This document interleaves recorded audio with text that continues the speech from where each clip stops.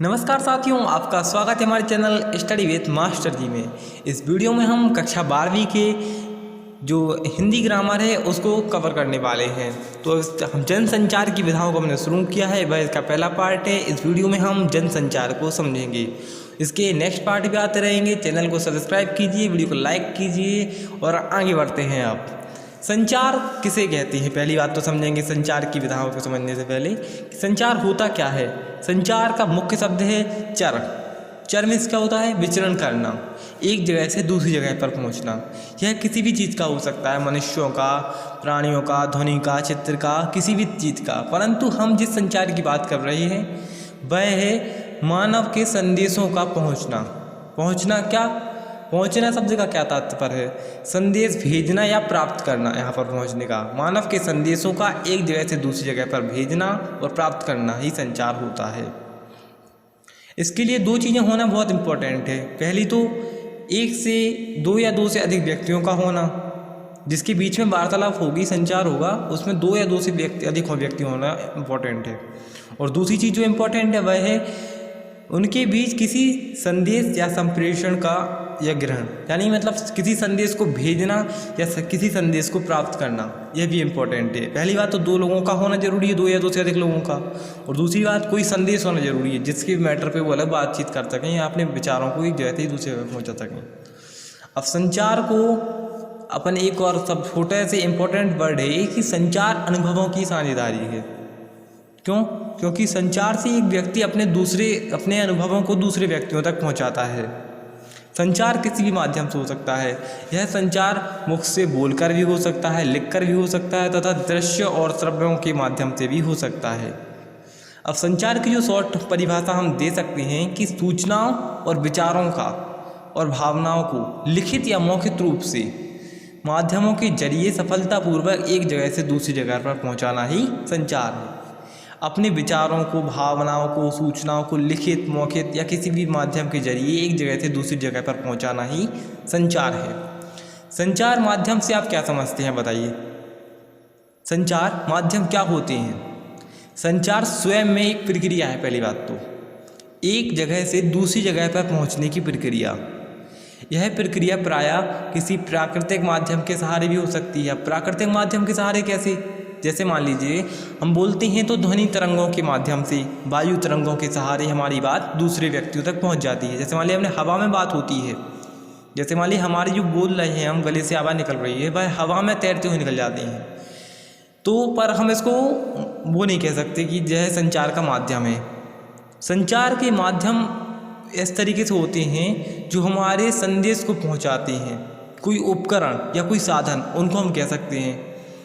कोई उपकरण या साधन जो हमारे संदेशों को पहुंचाते हैं, जैसे समाचार पत्र, फिल्म और टीवी, रेडियो, मोबाइल, ये सब चीज़ें जो मान लीजिए ये संचार का माध्यम है कि आपने इंटरनेट पर मुझे सर्च किया और मैं आपको मिल गया और आप मेरी वीडियो देख रहे हैं, तो यह भी एक संचार का माध्यम हो सकता है। इंटरनेट, दूरदर्शन, रेडियो, ये सब चीज़ें आप मान लीजिए। अब हम आगे देखते हैं कि संचार के मूल तत्व हैं क्या। संचार के जो मूल तत्व होते हैं वह क्या होते हैं। तो पहले हम इसके 4 पॉइंट को बताते हैं आपको, फिर उसकी डिटेल में बताते हैं कि वह 4 पॉइंट किस किस चीज़ों पर आधारित है। पहला है संचारक या स्रोत, यानी संदेश देने के बारे में सोचने वाला या संदेश जो दे रहा है वह। ठीक है, इसके बारे में आगे व्याख्या करेंगे इसकी अच्छे से। और दूसरा नंबर पर आता है संदेशों का कूटीकरण, यानी उसको किसी भाषा में उतारना। फिर तीसरे नंबर पर संदेशों का कूटवाचन, डिकोडिंग या भाषा ग्रहण करना। और चौथे नंबर पर प्राप्तकर्ता आता है। प्राप्तकर्ता संदेश को समझता है और उस पर क्या प्रक्रिया करता है, अब हम इसके बारे में समझते हैं। देखिए, पहले नंबर आपसे कहा था संचारक या संचार, वो वह व्यक्ति जो सोच रहा है संदेश को देने वाले में। किसी संदेश को भेजने वाला संचारक या श्रोता कहलाता है, यानी जो व्यक्ति भेजता है उसे अपन लोग संचारक कहते हैं। उसका प्रथम गुण क्या होता है? उसका प्रथम गुण होता है संदेश की स्पष्टता, कि वह जिस बात को कह रहा है सामने वाला उस बात को समझ सकता है या नहीं। तो आपके एमसीक्यू में क्वेश्चन आ सकता है कि संचारक की मुख्य विशेषता क्या है। तो एक तो है संदेश की स्पष्टता, कि वह बात को इस तरीके से कहे कि जिस व्यक्ति को वह संदेश भेज रहा है, जो प्राप्त करता है, वह उस बात को आसानी से समझ सके। और दूसरा गुण यह है संदेश को प्राप्तकर्ता के अनुकूल कूटीकृत करने की क्षमता। अब कूटीकृत शब्द क्या होता है उसके बारे में हम आगे देखते हैं। कूटीकरण या एनकोडिंग से आपका क्या तात्पर्य है? इम्पोर्टेंट है, आप इस बात को याद रखिए कि एनकोडिंग या कूटीकरण क्या होता है। देखिए, संदेश को भेजने के लिए शब्दों, संकेतों या ध्वनि चिन्हों का उपयोग किया जाता है। यानी अपन लोग जो शब्द लिखते हैं, जो संकेत अपन करते हैं, जैसे सारेबाजी में बात करते हैं, तो वह कूटीकरण या एनकोडिंग कहलाती है। भाषा भी एक प्रकार का कूट चिन्ह है, यानी अपन जो लिखते हैं वह भी एक कूट चिन्ह है, कोड है। कोड कैसे? मान लीजिए मैंने कहा आप हिंदी जानते हैं तो आप समझ गए कि ये आप बोल रहा है, यानी मेरे बारे में बात कर रहा है, आपके बारे में बात कर रहा है। पर अब जो व्यक्ति जानता नहीं है कि हिंदी में आप शब्द का क्या अर्थ होता है, वो नहीं समझ पाएगा। इसलिए भाषा भी एक प्रकार का कूट चिन्ह या कोड कहलाता है। अंततः प्राप्तकर्ता को समझने योग्य कूटों में संदेशों को बांधना, यानी जिस शब्दों को वो समझ सकता है उन शब्दों का उसको देना कूटीकरण या एनकोडिंग कहलाता है। सफल कूटीकरण उसे कहेंगे जिसमें संप्रेषण बिल्कुल स्पष्ट हो, यानी जो अपने भाव हैं, जो अपने संदेश है वह एकदम स्पष्ट हो। संचारक जो कहना चाहता है, यानी जो संदेश भेजने वाला है वह जो कहना चाहता है, प्राप्तकर्ता संदेश को उसी रूप में ग्रहण करे, यानी वही बात समझे जो वह कहना चाहता है। मैं आपसे कहना कुछ चाहता हूँ, आप समझो कुछ, तो वह सफल कूटीकरण नहीं कहलाएगा। अब देखिए, कूटीकरण और एनकोडिंग के बाद हम देखते हैं अब कूटवाचन या डिकोडिंग। कूटवाचन या डिकोडिंग क्या होता है? कूटीकरण की उल्टी प्रक्रिया कूटवाचन कहलाती है। इसके माध्यम से हम प्राप्तकर्ता कूट चिन्हों में बंधे शब्द उसे समझता है, यानी जो प्राप्तकर्ता ने जो संदेश लिखे थे, भाषा में बद्ध किया था, उसे कूटीकरण कहते हैं। पर इसके माध्यम से, यानी जो कूट चिन्ह से लिखे हैं, इसके माध्यम से संदेश को प्राप्त करता, यानी जिसको संदेश भेजा गया है, कूट चिन्ह में बंधे शब्दों को समझता है, यानी उस बात को वह समझ जाता है। इसके लिए आवश्यक है कि प्राप्तकर्ता भी कूट का वही अर्थ समझे वह जो संचारक के अर्थ समझता है। अब उस बात को समझता है, इसको हम डिकोडिंग कहेंगे। पर अब इसके लिए इम्पोर्टेंट क्या है कि प्राप्तकर्ता वही बात समझे जो संचारक कहना चाहता है। अब इसके बाद हम देखते हैं कि संदेश प्रक्रिया जो फीडबैक किसे कहते हैं। ऐसी सीधी बात है, जैसे आप वीडियो में एंड में देखते हैं ना कि यूट्यूब की तरफ से फीडबैक आता है, आपको कैसा लग रहा है। तो आप फीडबैक की हम डेफिनेशन देखें, कूटीकृत संदेश के पहुंचने पर प्राप्तकर्ता अपनी प्रक्रिया प्रकट करता है, अपनी प्रतिक्रिया प्रकट करता है कि उसको कैसा लगा। यह आवश्यक है, इसी रूप से पता चलता है कि संचारक संदेश को प्राप्तकर्ता तक पहुंच गया है, यानी संचारक ने जो संदेश भेजा था वह संदेश प्राप्तकर्ता के पास पहुंच गया है और ठीक ठीक पहुंच गया है। यदि प्रतिक्रिया या फीडबैक आ जाता है तो अपन समझ सकते हैं कि संदेश सफलतापूर्वक संदेश प्राप्तकर्ता के पास पहुंच गया है और ठीक ठीक उसने वही अर्थ निकाला है जो संचारक कहना चाहता है। अब शोर शब्द का क्या आशय है? ये ग्रामर में एक शोर शब्द आता है, उस शोर शब्द का क्या आशय है या मतलब क्या उसका मीन्स निकलता है। संचार प्रक्रिया में किसी भी प्रकार की बाधा आ जाए, कोई भी तरीका की बाधा आ जाए, उसे शोर कहते हैं, इंग्लिश में जिसे कहते हैं नॉइज।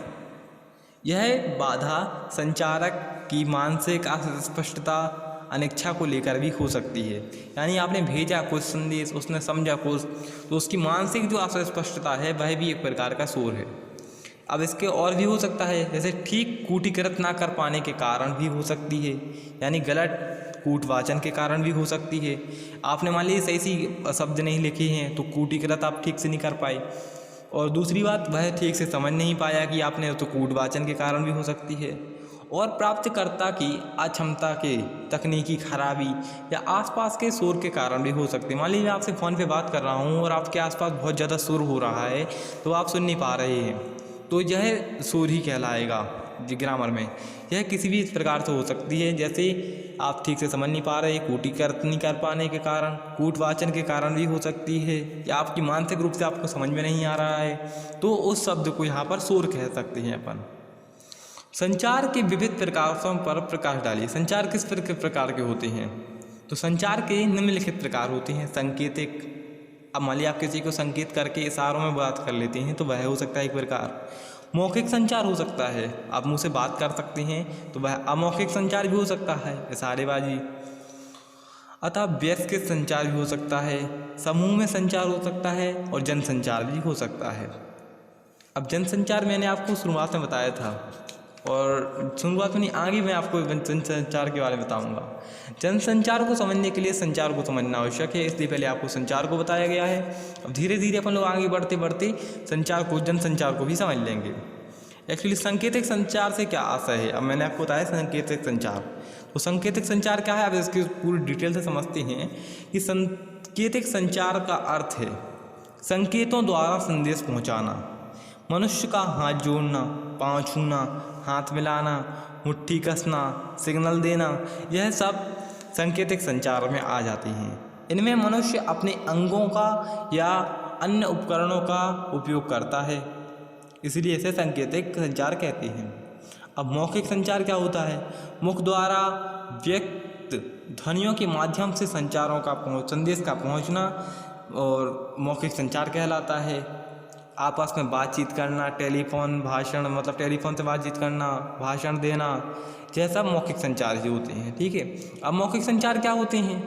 अमौखिक संचार वह होते हैं मौखिक संचार के अतिरिक्त अन्य सभी प्रकार, जैसे सांकेतिक संचार, लिखित संचार, चित्र फिल्म द्वारा, यानी मतलब फोटोज़ के माध्यम संचार, यानी जो मौखिक संचार है अपने मुख से बोलकर जो ध्वनियों का संचार होता है, उसे छोड़कर बाकी जितने भी संचार हैं जो आपको बताए 3, वह सभी अमौखिक संचार में आ जाते हैं। ठीक है। अब इसके बाद हम देखते हैं समूह संचार क्या होता है या समूह संचार से क्या आशय है।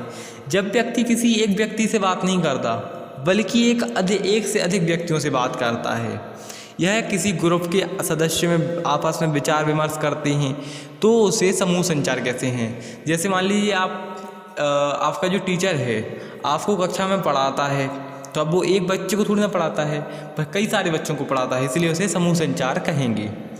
ठीक है। अब इसके बाद जनसंचार को समझते हैं, मास कम्युनिकेशन। अब जनसंचार क्या होता है? जनसंचार नई सभ्यता का शब्द है। जब से संचार के लिए तकनीकी साधन, मुद्रण, प्रसारण यंत्र, यानी मतलब किसी चीज़ को प्रकाशित करना आदि विकसित हुए हैं, तब से यह शब्द उपयोग में आने लगा है। अब इसकी एकदम सटीक परिभाषा है वह है कि जब हम किसी समूह के साथ प्रत्यक्ष संवाद करने की बजाय किसी यांत्रिक माध्यम से संवाद स्थापित करते हैं, तो उसे जनसंचार कहते हैं। यानी कि जब हम किसी व्यक्ति के साथ या किसी समूह के साथ प्रत्यक्ष संवाद करने की बजाय, यानी डायरेक्टली संवाद नहीं करते बल्कि किसी यांत्रिक माध्यम से, यानी किसी मशीन के द्वारा संवाद स्थापित करते हैं, तो उसे जनसंचार कहते हैं। जैसे प्रत्यक्ष कक्षा में पढ़ाना जनसंचार नहीं होगा, क्योंकि वो डायरेक्टली आपके सामने है वह व्यक्ति, किंतु दूरदर्शन पर पढ़ाना वह एक तो प्रकार से, जैसे मान लीजिए मैं ही हूँ, पहले मैं यहाँ पर अगर मैं मान लीजिए किसी एक बच्चे को पढ़ा रहा हूँ अपने सामने, तो वह जनसंचार नहीं कहलाएगा। परंतु मैं अपनी वीडियो को बनाता हूँ और यूट्यूब पे डाल देता हूँ, तो वहाँ पर मैं कई सारे बच्चों को पढ़ाता हूँ, इसलिए वह जनसंचार कहलाएगा। I think it is clear for you. जनसंचार अन्य संचारों की तुलना में किस प्रकार महत्वपूर्ण है? मान लीजिए जनसंचार है, वह क्यों महत्वपूर्ण है? व्यक्तिगत या समूह संचार का दायरा सीमित होता है, क्योंकि उसमें मान लीजिए मैं सामने एक बच्चे को पढ़ा पा रहा हूँ, तो वह बहुत ज़्यादा सीमित है। बड़ी बड़ी रैलियों, मेलों में, चुनावी सभाओं में, धार्मिक आयोजनों से बात करें तो भी उसका अधिकतम लाखों तक ही हो सकता है। जो मतलब संचार है, समूह संचार है, वह मान लीजिए लाखों लोगों तक हो सकता है। किंतु अब मान लीजिए मैं यूट्यूब पे हूँ, अब मेरी वीडियो हिट हो जाए अगर, तो मैं लाखों नहीं करोड़ों लोगों तक पहुँच सकता हूँ। उसकी कोई लिमिट नहीं है, उसकी कोई सीमा नहीं है। जनसंचार की कोई सीमा नहीं होती है, और संचारों की जो आगे माध्यम है उनकी एक सीमा होती है, वह एक सीमा में बंधे होते हैं। पर जनसंचार है वह, इसका कोई सीमा नहीं होती, वह असीमित होता है। जैसे रातों रात टिकटॉक पर या कई सोशल मीडिया माध्यम पर लोग रातों रात हिट हो जाते हैं। अब देखिए जनसंचार की विशेषताओं का उल्लेख कीजिए। जनसंचार की मुख्य विशेषताएं क्या हैं? जैसे अब मैं इस धीरे धीरे के पॉइंट को आपको क्लियरली करते जाता हूं, और जो मैं आपको पॉइंट बताने वाला हूं वह इसलिए भी इम्पोर्टेंट है क्योंकि आप जनसंचार की तुलना कर सकते हैं अन्य संचारों के माध्यम से कि वह किस प्रकार से विशिष्ट है, मतलब क्यों इम्पोर्टेंट है इतना ज़्यादा। तो पहला जो पॉइंट है वह है सार्वजनिकता।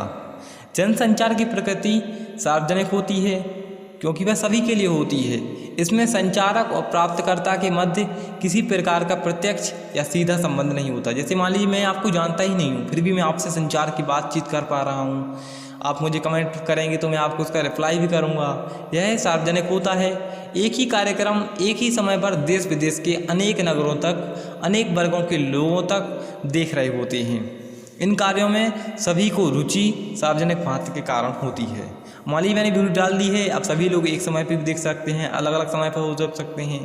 तो यानी सार्वजनिकता का महत्व होता है। इसमें अत्यधिक व्यापकता होती है। जनसंचार माध्यमों के व्याप की करोड़ों अरबों तक हो सकती है।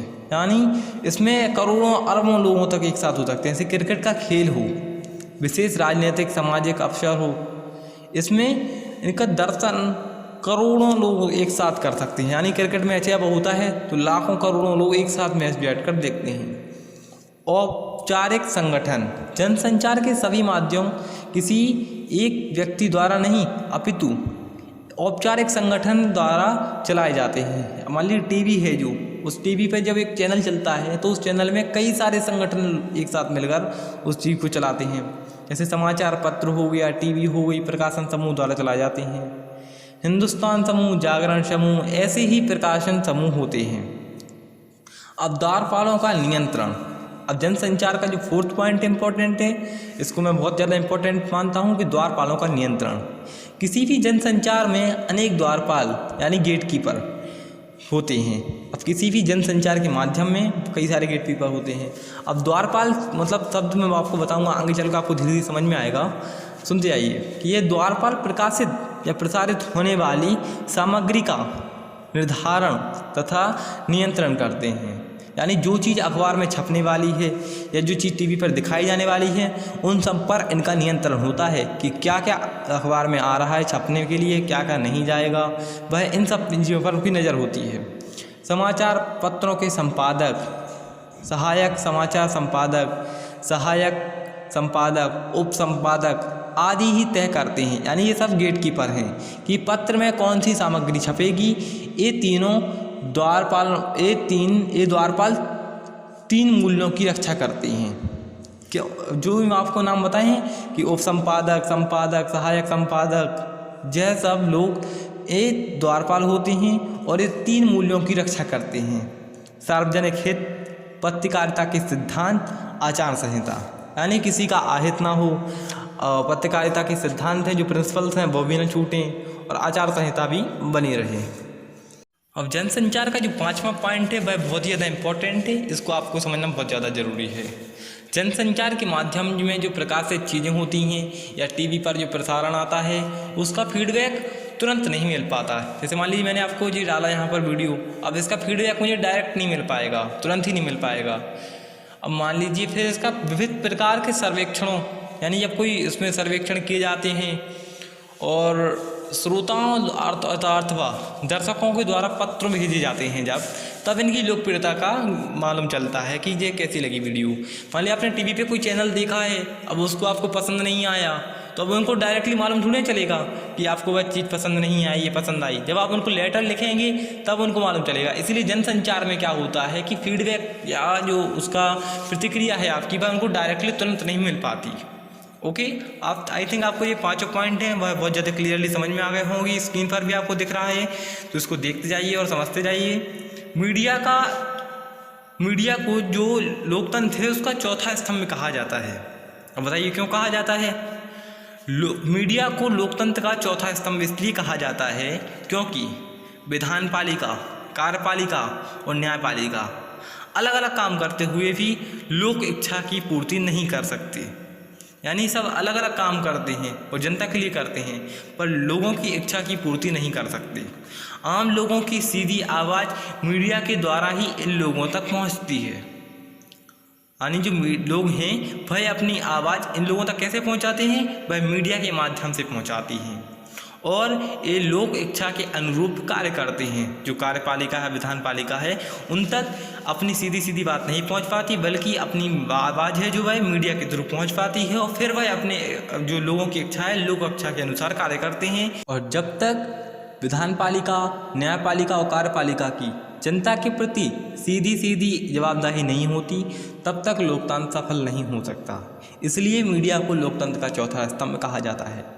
तो अब इसके पॉइंट्स मैं आपको बताता हूँ कि सीधी आवाज़ एक तो अपनी डायरेक्टली न्यायपालिका कार्यपालिका विधानपालिका तक नहीं पहुँच पाती, वह एक माध्यम के थ्रू पहुँचती है, वह कहलाता है मीडिया या जनसंचार, इसके द्वारा ही पहुँच पाता है। तो आई थिंक आपको यह वीडियो पसंद आई हो तो वीडियो को लाइक करें, कमेंट करें, शेयर करें, सब्सक्राइब करें। Thank you so much for watching video till and. Next part में हम प्रिंट माध्यम और समाचार और संपादकीय को समझेंगे। आपको उसकी लिंक कमेंट बॉक्स में मिल जाएगी। Thank you so much.